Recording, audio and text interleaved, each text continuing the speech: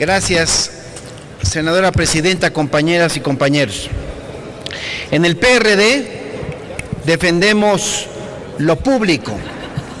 En el oficialismo quieren privatizar hasta el gobierno. Compañeras y compañeros senadores, las mujeres y los hombres de México que han seguido este debate pueden tener ya una clara perspectiva de que al menos hay dos visiones de país, dos formas distintas de imaginar cómo debiese ser nuestra nación, tanto en el presente como en el futuro. Y también, incluso, qué hay que hacer para llegar a ese destino. El gobierno federal y sus acompañantes proponen una reforma energética que se aleja del sentido común y por lo tanto se extravía en fantasías financieras y administrativas que han probado ser ineficientes para sacar de la pobreza a millones de seres humanos en el mundo. Es decir, ellos, los oficialistas, quieren tropezar con la misma piedra, a sabiendas de que el obstáculo está ahí y la caída es inminente, y que además es una caída dolorosa. En cambio, en la izquierda proponemos una reforma energética que sea justa y que aprenda de los errores de otros y de los propios. Y lo digo porque la izquierda propuso una reforma completa. El país debe saberlo y recordarlo. En nuestra propuesta, a la que por cierto el PRI y el oficialismo dejaron a un lado, se fortalece a Pemex y a la Comisión Federal de Electricidad. Se fortalece a México y no solo a las empresas extranjeras. En la izquierda, hay que decirlo también, fomentamos las empresas, pero creemos sobre todo en el fortalecimiento del Estado. Lo más importante para nosotros es el interés general. Trabajamos por instituciones petroleras públicas, por hospitales públicos, escuelas públicas, universidades públicas, transporte público. Así, el gobierno y la gente pueden tener injerencia en su funcionamiento, por ejemplo, en el costo de las colegiaturas o en el precio de los servicios médicos. Es decir, compañeras y compañeros, en la izquierda de México todos los días nos ocupamos en lo público para que eso público pueda ser más eficiente, lo mejor posible, y podamos seguir beneficiando a la mayoría de las mujeres y de los hombres del país. Por eso hoy, ciudadanos de México, ellos, los oficialistas, proponen privatizar Pemex y CFE, justo igual como en otros ámbitos han ido privatizándolo todo en perjuicio de la mayoría. Por eso, mexicanas y mexicanos, vengo a decir también en esta tribuna que los que promueven estas reformas nos dicen constantemente que la aprobación de los 4 proyectos de dictámenes obedece, dicen, a una lógica de integralidad. Y en este punto habría que reconocer, en honor a la verdad, que lo que persiguen más bien es una lógica de claro empoderamiento de ciertos actores, donde algunos ganarán más que otros, donde personajes e instituciones con poder tendrán ahora más poder.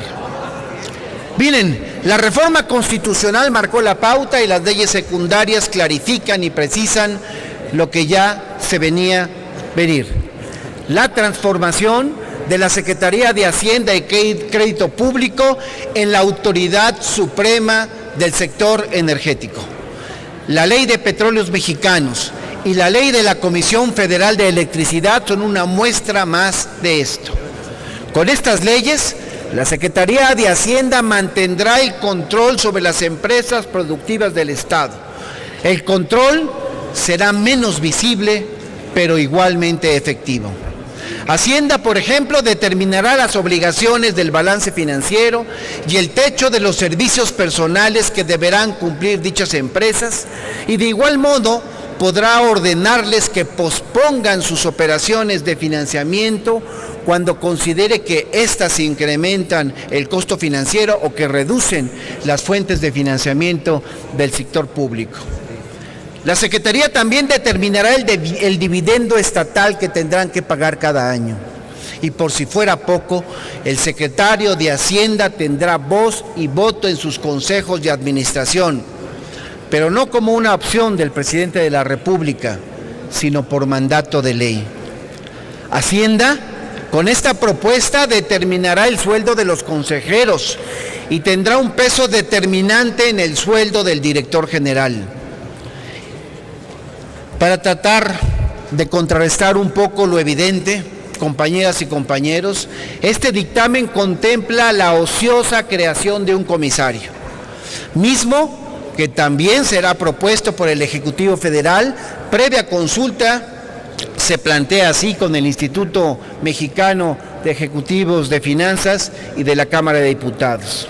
Y digo ociosa porque lo único que se le estaría restando a la Secretaría de Hacienda es la facultad de designar a un auditor externo, nada más.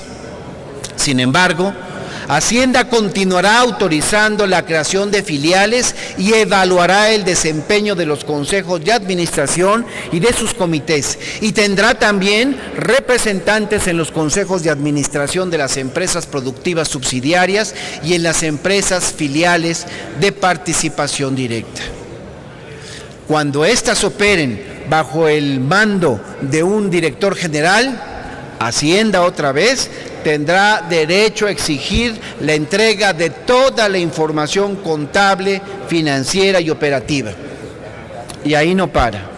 Hacienda también intervendrá en la política de recursos humanos y de remuneraciones, porque el secretario de Hacienda, por ministerio de ley, será miembro de los comités que se encargarán de esas cuestiones.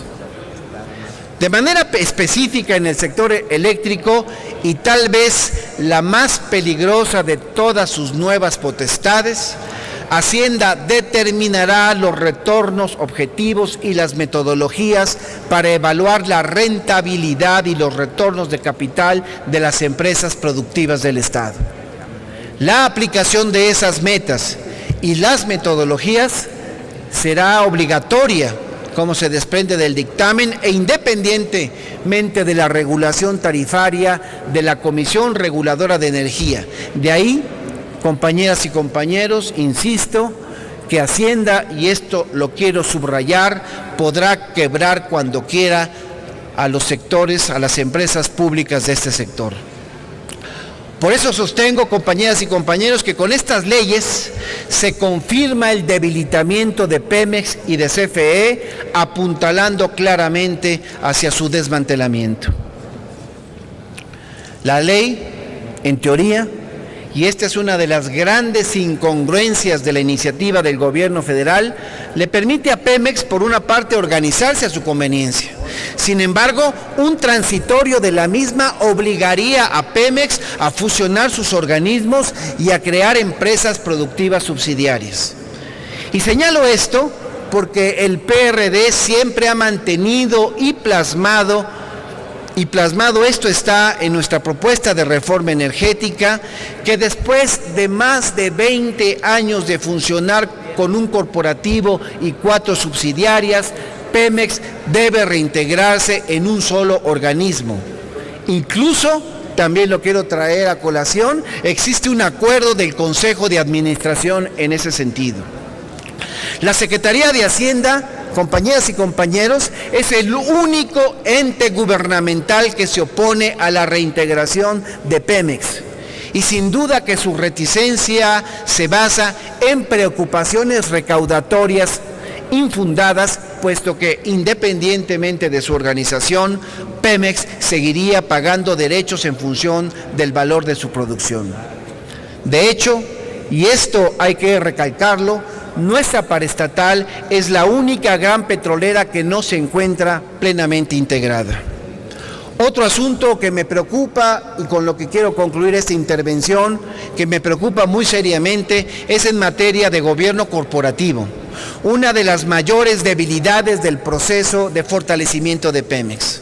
La ley dispone que las Secretarías de Energía y de Hacienda podrán contar con consejeros designados en las mismas, en los consejos de administración de las empresas subsidiarias y en las filiales.